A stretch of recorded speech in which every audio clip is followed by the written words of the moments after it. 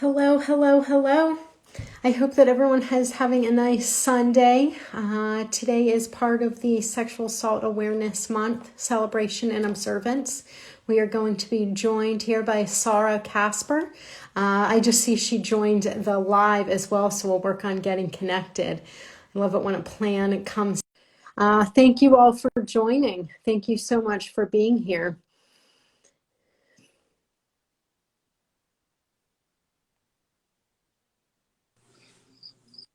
Hey, Hello, hello. so good to see you. You too. We're also going to get connected here with Stephen, who's going to be providing some ASL access for us. Thanks to everyone who's joining us today. It's nice to see you. Nice to spend a part of our Sundays together. Excellent. Hi, Stephen. Hi, I'm here. I'm a deaf interpreter. Excellent. Thanks, Kelly. Thanks, Stephen. Always like the band's back together. I am glad to see it. For folks who are just joining, I am Lauren with Me Too Many Voices, and this is part of the MTMV Sexual Assault Awareness Month celebration and observation. I am super excited to be joined today by Sarah Casper from a Comprehensive Consent. Consent education for kids, teens, and everyone on their team. We're also joined here by Stephen providing access. Thank you both. I'll pass it off to you a little bit, Sarah, to introduce yourself a little bit more and talk a little bit more about comprehensive consent and the work that you're doing. Sure, I'm so happy I'm here. My name is Sarah. I use she and her pronouns, and I am a consent educator, a self-proclaimed consent educator. As too many of us know, that's not a common title in this world. And what I hope to do with my work is teach kids and teens how to respect boundaries, how to set boundaries, how to navigate any physical interactions, whether they be platonic or sexual. And I think the best way to do that, or I think a great way to do that, is to teach when the stakes are low, so that when they're older, they're prepared when the stakes are high. I mean, it's how we learn any skill. We start with the basics. We start with it like a little bit of a less intense situation. And then when the more difficult situation comes along, we're prepared for it. So that's kind of what I do. That makes sense. You know, you can't just, it's unrealistic for if I was to think that I could go hike a huge mountain today. You know, I would need to train, I would need to practice. It's a skill like anything else. Exactly. So the name is comprehensive consent. Why comprehensive? Yeah, I use the word comprehensive because I think when consent is talked about, if it's talked about, it felt to me like there was a lot of focus on this like one moment in time. And often it doesn't play out like that in real life. There's a lot of things that happen before a moment and after a moment, and people experiencing really big emotions, and everyone comes with their own baggage. And I really wanted to help everyone in this situation be their best self. So help the asker feel confident giving a specific, clear, open-minded ask. Helping the person who's answering feel confident in how to listen to their body, how to relay that information, how to deal with any emotions of guilt or shame that might come from that. And then also going back to that, like, asker, if they're feeling hurt or they're feeling rejected, that's a perfectly valid emotion, but it's not valid to put that on the person who said no to them. But I still think it's important to help them get through that and realize that that wasn't something about them. They might be feeling some hard things, and kind of help navigate what to do with that. So I call it comprehensive because I try to make it more about just that one moment of ask first, say yes or say no, and really a more comprehensive approach. Yeah, I see. I pick up what you're laying down. No, that makes a lot of sense. Thank you for explaining that. I think that that's so important, especially when and I'm going to stop for 1 second. I am so glad that everyone is here. I am catching that maybe there's a conversation that does not pertain to consent, boundaries, or Sexual Assault Awareness Month. Considering that, especially this is a live about consent and boundaries, I'm asking if it's going to be a separate conversation that does not have anything to do with us. Please leave. If you'd like to stay and learn and engage surrounding the topic, we're happy to have you. Yeah, thank you for saying that. Thank you.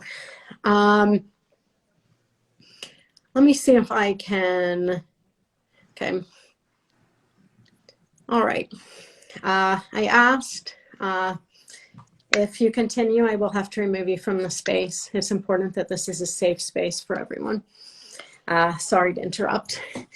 No, I'm glad you did. Safety first. Safety first always.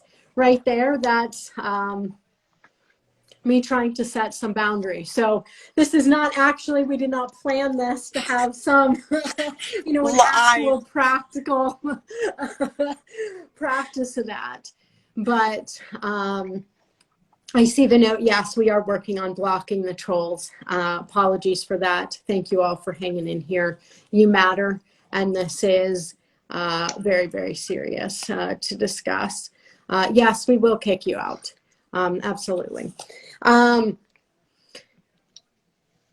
Back to it. Comprehensive consent. Even more important that it is taught and focused on. This may kind of, my next question was going to be about why is it important to focus on kids and teens and to start having these conversations kind of long before romance, sex, intimacy. Again, kind of prove the point, definitely start getting that knowledge in at a young age, but I would love to hear you talk about that. And have you always focused on those age groups? Why is it so important? Yeah, the reason I think it's so important is because whether we realize it or not, any adult in a child's life is sending them a message about consent. Because the absence of consent is a message about consent. And so if a child is learning kind of what the norms of the world are and what they should expect from themselves, from others, if we can make that help people not have to unlearn, but just kind of learn healthily from the start, that's what's really important because, right, we're teaching them whether we like it or not. So let's kind of teach them in a healthy way where their brains are like ready to learn, ready to manipulate information and see what works for them, see what doesn't work for them, and also make mistakes because you're gonna stumble over your words. For example, you're gonna stumble over your words and you're going to wish you had said no but didn't. And how much better if it's that to something like a hug from grandma or braiding your hair than when you're 18 and you're supposed to practice it for the first time and getting in the mindset of, oh, right, I asked first, I totally forgot.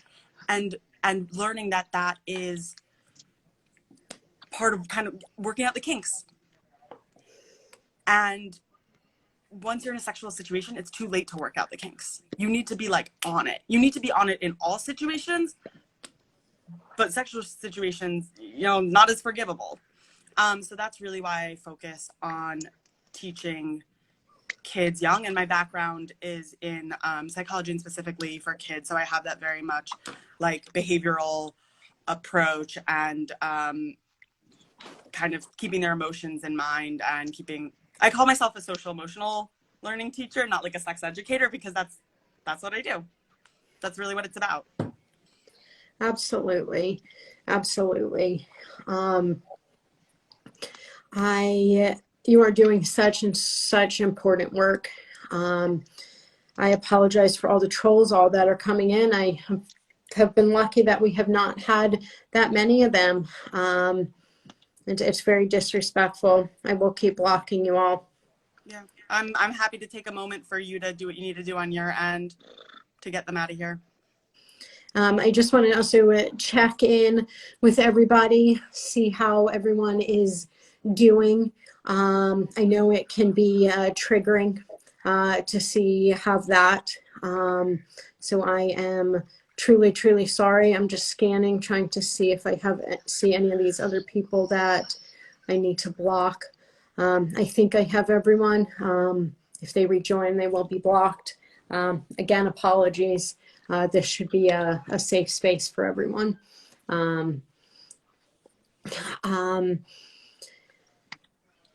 Yeah.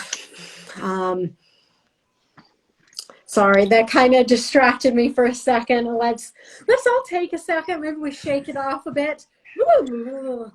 All right. Yeah. Okay, we got this. Yeah. Saying no can be really hard at times. Oh, I also want to say I did see a couple of questions come in, and I got distracted with the trolls. I want to give you all my full attention, so hopefully that is over. I did just want to address, somebody had asked, they had heard of, and this is not quite about consent, but they've asked twice, if there was something called National Rape Day. I have not heard of that. I certainly hope not. That would be absolutely atrocious. I'm not sure, why you're asking that or where that's coming from. Um, we, I don't know. Certainly hope it's not. People trying to blah blah. Now I'm tripping over my words. People were talking about how important consent education was, especially in schools, and how they wish they had it. Absolutely. I never had consent education, and I can't help but wonder if I did, how my life would be different. Truthfully, if we're not taught these things, how are we supposed to know? Or if we don't see them modeled for us, how are we supposed to know? Especially when there is such, unfortunately, a lot of poor role models and examples to see that those are kind of what goes in on the wiring. And, earlier you were talking about, working with the younger kids and their brain's still developing. Absolutely. Their brain is still being wired. It's still forming. It's still growing. And so even more important to chat when they are younger. Mm-hmm. Saying no can be really hard at times. And we were kind of talking about that. What do you think some of I'm going to trip over all of my words today. We're in it together. We're in it together, team. Thanks. What do you think are some of the emotional barriers to saying no or stop? Yeah. I always got really frustrated when I heard people say, like, just say no. Like, have you ever tried that in real life? It's not easy.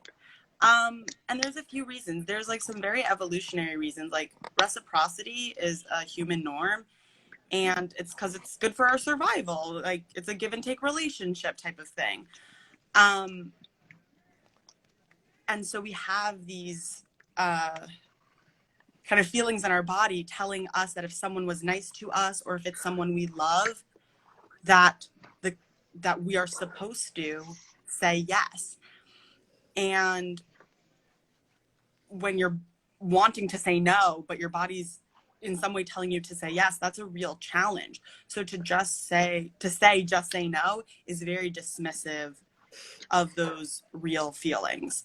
And that's before even getting to and this is not my area of expertise, but I know enough about it, of like, that's before even a fight flight response is triggered. Like, even if it's just like saying no to your grandma, like, fight flight isn't triggered, and it's still hard to say no. And then you get into a situation where you have that, plus there's some kind of social, physical, emotional threat. That becomes really challenging too. And then on top of that, again, we've been socialized, especially as women, to, we're following the gender scripts to be polite, to, not confront. And so to work against all of that conditioning, it's a habit, right? To break any habit, the habit of, looking at your phone right when you wake up. To break any habit is really hard. And so it's so not as simple as just saying no. It is a challenging thing to do. We should prepare for that. Will be a challenging thing to do. So we're ready and we expect it. And then be very proud of ourselves when we are successful and we say no and we hold that boundary, because that is not an easy thing to do.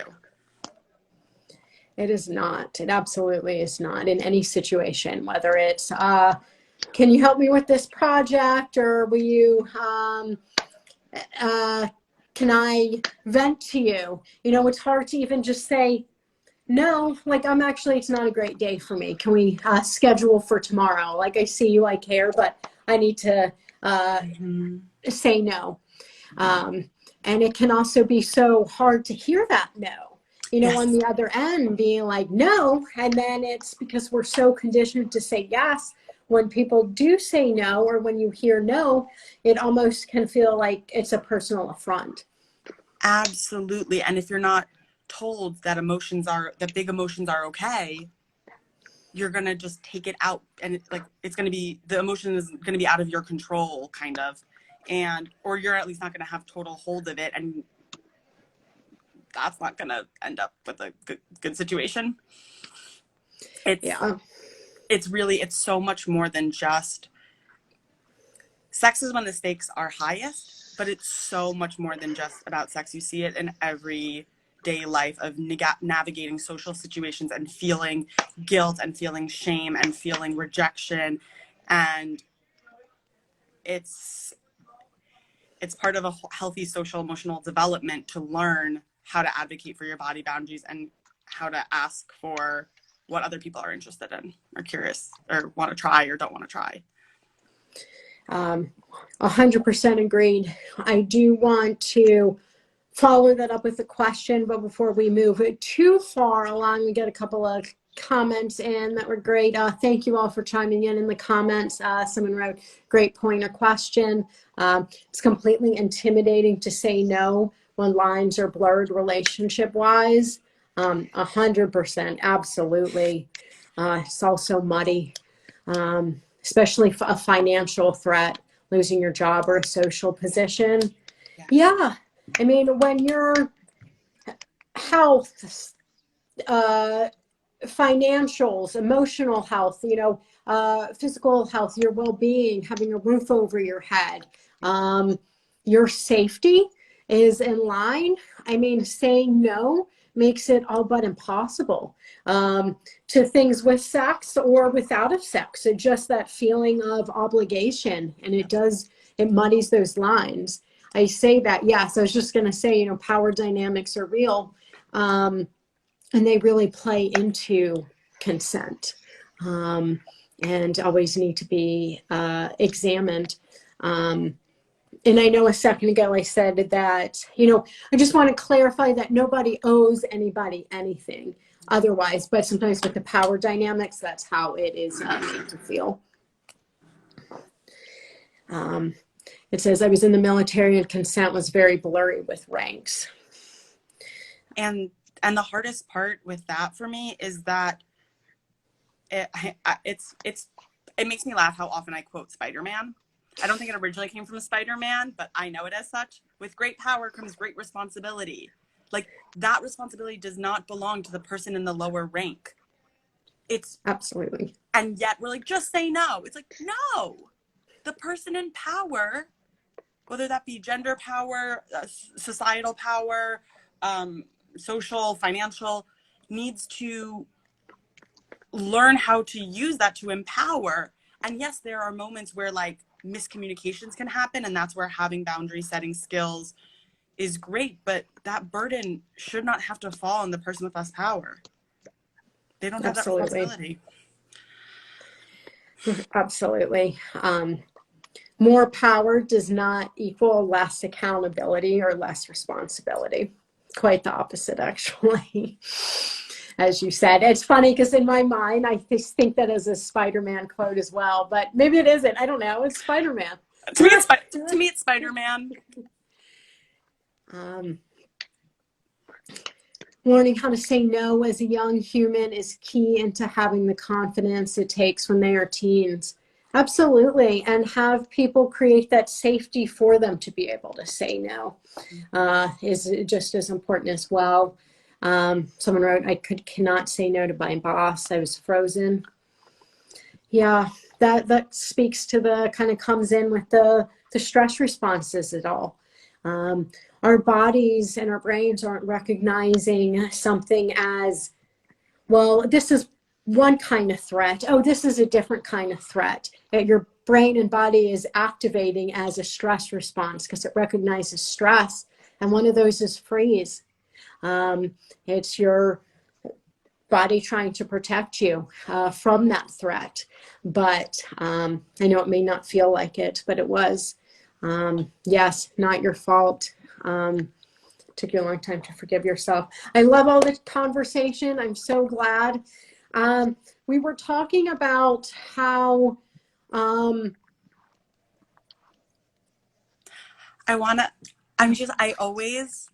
I like picture a world. I'm having this thought right now. Like, I picture a world where kids are praised for setting boundaries. Like, that's the world I want to live in. I can't think of a time in my life really where I was praised for setting boundaries. And I'm just like, if we can make that a thing that happens, I'll be a happy lady. I have to say that kind of took my breath away a little bit. I can't think of that a time either. I don't think I've looked at it in that framework. Yeah. Quite frankly, more opposite. I feel like I was punished. Yeah. Yep. Right. Neutral. And it's like neutral is okay also, potentially, but there are so many things telling us not to say no that extra validation, I really believe, could go a long way. Yeah, absolutely. And again, these are the things, if that's what you're taught as a kid, that is what's going to be ingrained in your brain. And that is what you are going to, that's what you're going to learn. That's the perspective, and your learned behaviors will, that's how you'll play out. You'll have trouble setting boundaries. Yeah. Absolutely. Sorry, I think you were going to say something else and I talked over you. No, that was it. I'm just, thank you for letting me, that was kind of a side tangent. So thank you for letting me go into that. You were about to ask a question. No, my middle name should be Side Tangents. I love a good side tangent. This one, a lot of the best conversations happen. This is true. Do you have anything else in there that you want to share? Not right now. I'm ready for the next question. Just, I know we were talking about it. It just does feed into this as well. Because we were talking, thinking about how it is really hard to say no. And part of that is because when people have said no to you, maybe that doesn't feel great. It doesn't sit right. So you also don't want to say no to somebody else. Mm-hmm. How do you think that rejection and respecting the no, why is that important from a young age? Why is that important at all? Yeah. I mean, that's how we get to the statistics we have now, is not respecting the no or not inquiring if there is a no. I think it's very connected to how often kids hear no and also how little power they have. And it kind of teaches them that the person in power gets to decide, right? The child asks for something else for dinner. And instead of talking through why they want that or picking another night to eat that, it's just like, no, I'm the mom, I decide. And so not only are they being shut down, but that person is modeling that I have power, so I get to make the rules. And instead of it just being a complete shutdown of like, I don't care what you have to say because you don't have as much power. And so I get to, make all the rules because I don't have to answer to anyone. It can really be about like, I hear what you're saying. Let's figure out a situation so that we're both safe and we're both happy. And we're both safe and we're both happy. Like, that sounds great.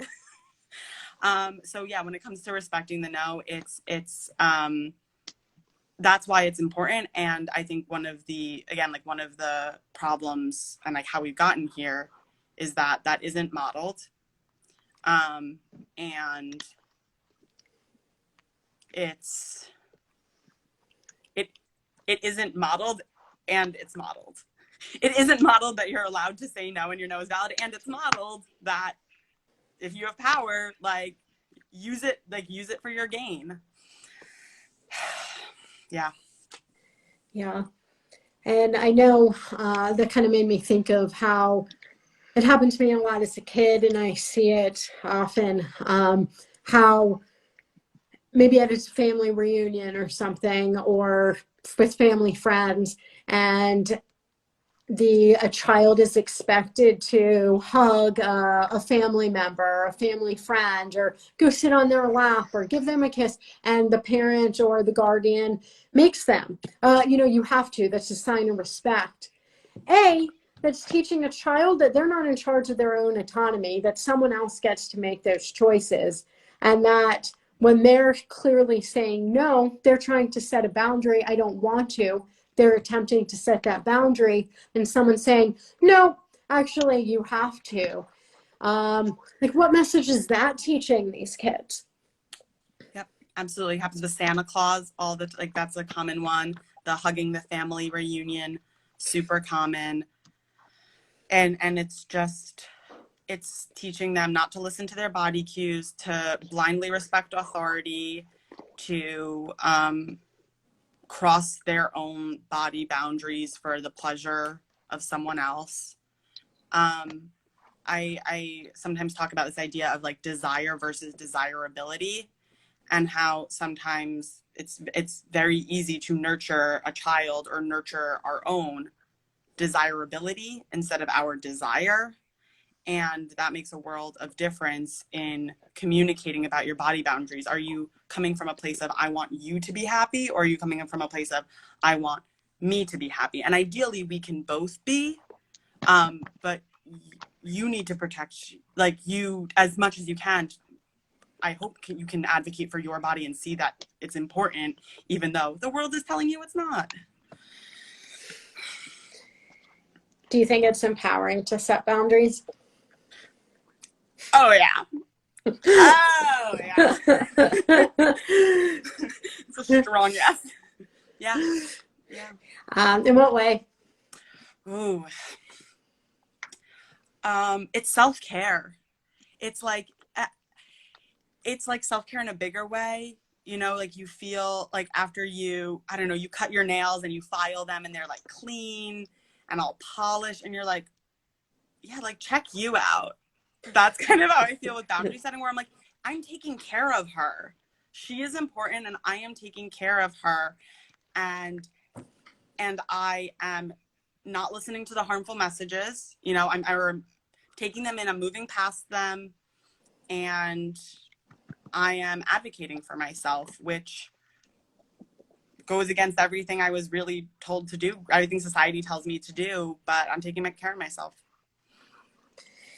Can I ask how, what difference you notice in your life, maybe a relationship with yourself or with others, since you have started setting those boundaries? Not to put you on the spot. One of the boundaries can be to say, I don't want to answer that. I love this question. My relationship with my family has been so much healthier. I've told them what I'm comfortable with and what I'm not comfortable with, in terms of, we sometimes have heated conversations about mostly social issues, but socio-political issues sometimes. I've put a boundary on, like, I need I statements. That's one of the boundaries I have with my mom when we talk about heavy things. And to have a more healthy relationship with your family, I mean, that's huge. It's huge for me, at the very least. I love my body more because of it, in terms of like physical boundaries. So how I came to my work, I think you know this, but maybe the audience doesn't, was through, I did acro yoga, which is a partnered acrobatic practice. And as someone who's not super thin, I just assumed I was kind of like the base partner, like the one holding people up. I couldn't be held up because I was too big for that.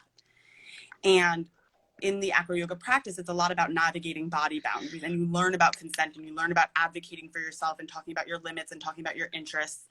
And because of that supportive environment, where I wasn't forced into a role, where I was actually like taken in just as a human first, and then like people got to know me and see what I was into. I remember like the first time I was like the flyer role, like the person that was being lifted up, and I was just like, oh my God, like I can do this. Like I felt so uncomfortable. I was like, I'm too heavy, I'm too big.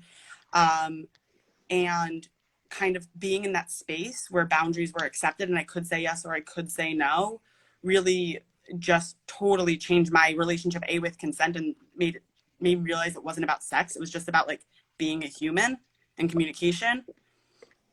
And it made me realize that like bodies are capable of amazing things when you like don't resist, but you like are able to be mindful and in your body and around people who are like that too.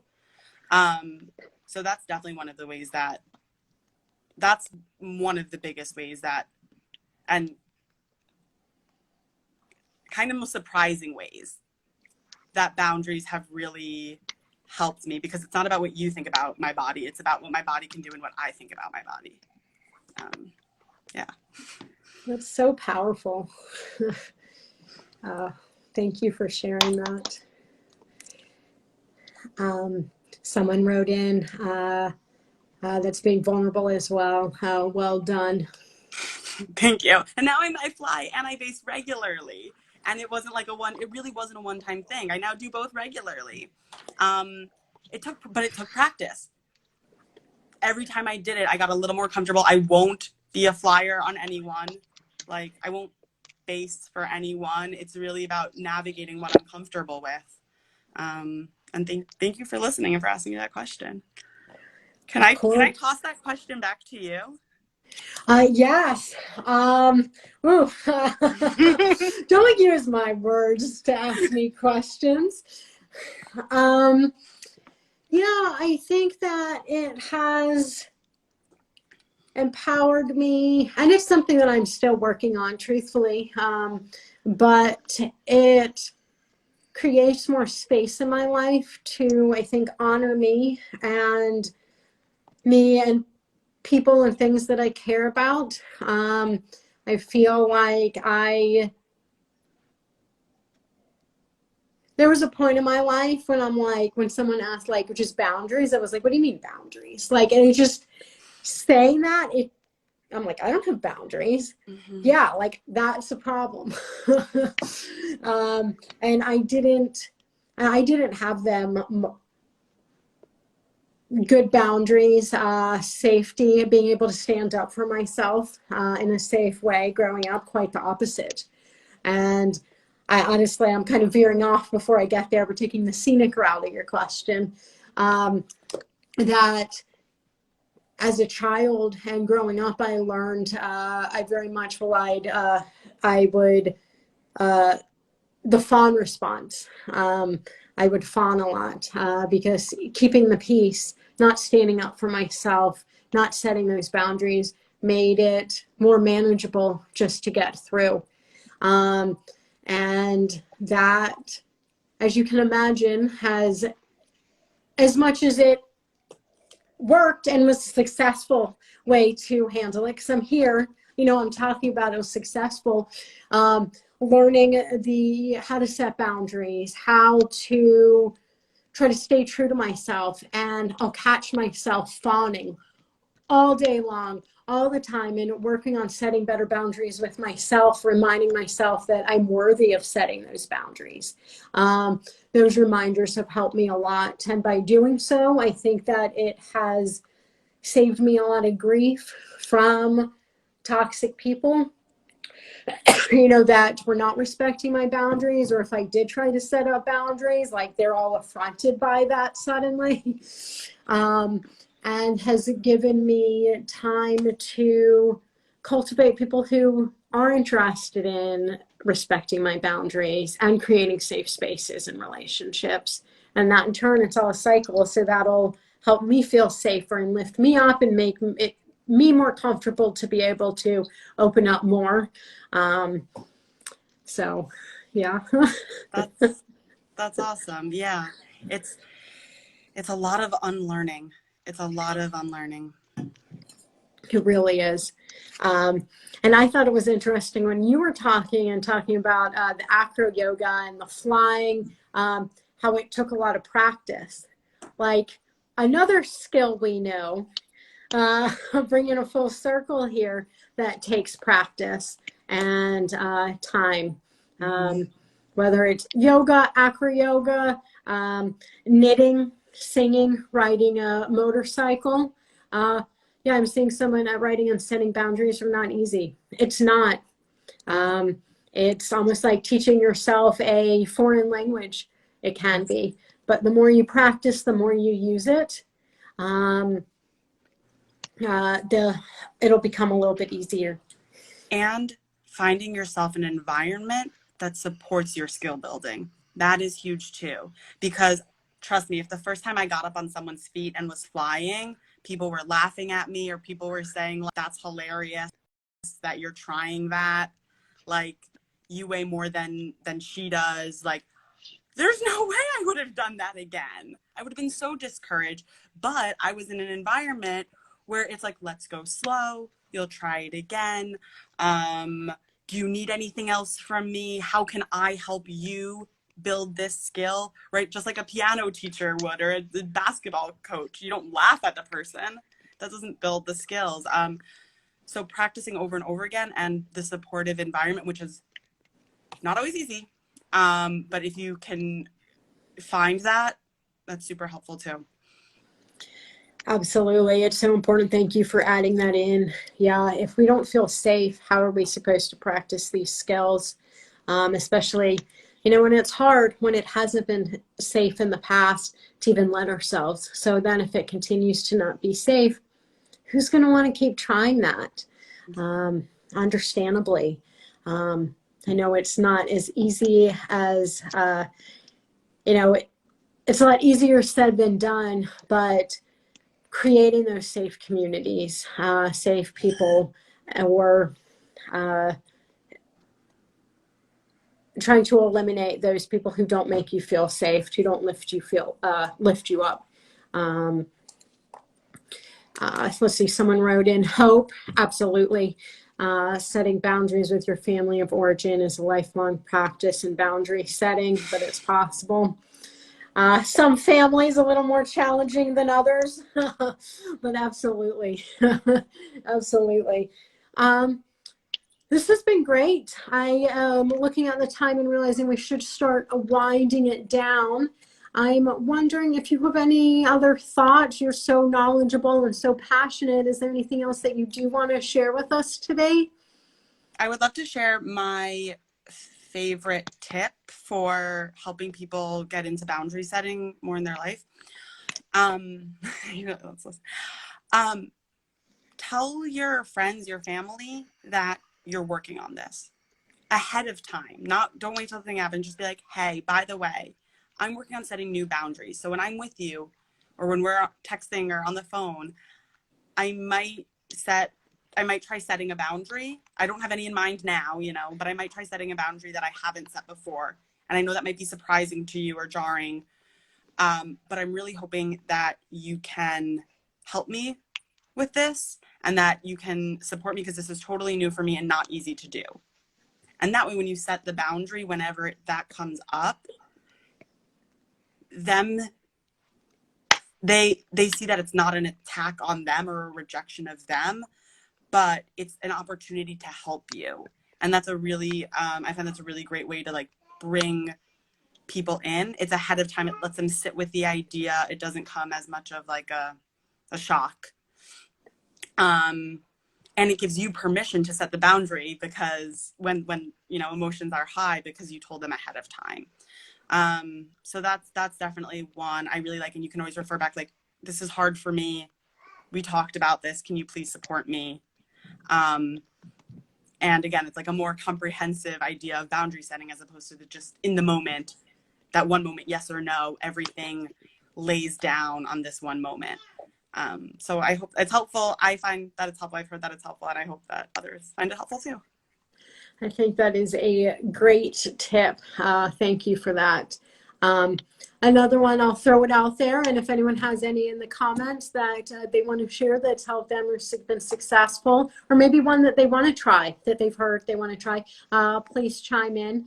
But if you can, and you think that you might want to say no, but maybe you need to buy yourself a little bit of time, whether it's, can I get back to you on this? Or, even if it's, let me just think about this. Or if you're texting with someone, oh, I'm going to grab some food, I'll text you back later. Mm-hmm. You don't even need to tell them, I'm going to go take some time to try to cool my nervous system so I feel a little more grounded to be able to say no.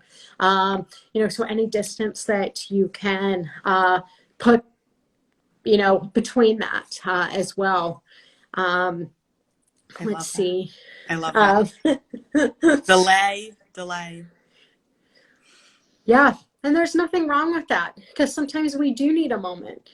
For me, it's hard for if someone asks me something, like right now, if you ask me, like, can I be your firstborn? Probably be like, maybe, like, no, I have gotten better. But again, just that saying no on the spot everything gets fuzzy. It's scary, especially even if it is a quote unquote more simple question. It's the being put on the spot, all the stress that goes beyond that if you can give yourself a second to ground yourself. Taking space gives you the reins back in a situation that's uncomfortable. Mm-hmm. Absolutely. And your consent matters. Your boundaries matter. You matter. What you want and need matters. Thank you, everyone, for joining us. Again, this has been Sarah Casper with Comprehensive Consent. Before we did go, I wanted to ask, the theme of the MTMV SAAM celebration and observance is asking for consent saves lives. What does that mean to you?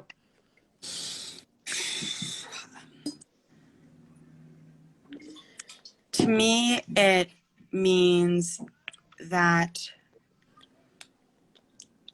people make a lot of assumptions, and asking for consent saves lives basically says, for me, it says, I don't know what someone else wants or needs, and so I have to ask. Because if I don't ask, then I'm just taking control of the situation and basing it on my needs, and I'm thinking about essentially like my life and not the other person. So kind of just not assuming and always asking the other person. And yeah. Thank you for sharing that. And thank you so much for being here. If people wanted to find out more about your work, where would they find you? The best place to find me is right here on Instagram. Instagram at Comprehensive Consent. I have a website too. If you have any questions about teaching consent to kids or teens or tweens, people can feel free to reach out to me in my DMs or by email.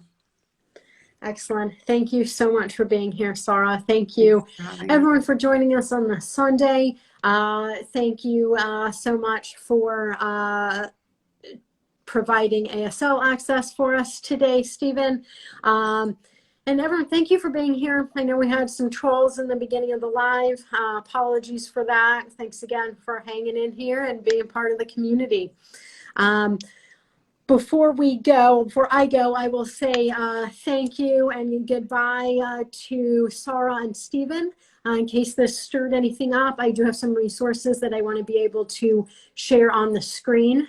In case you wanted to screen grab those, and it's a full screen sheet, but I promise I will not say more words after I say goodbye, especially once Stephen is gone. Thank you all.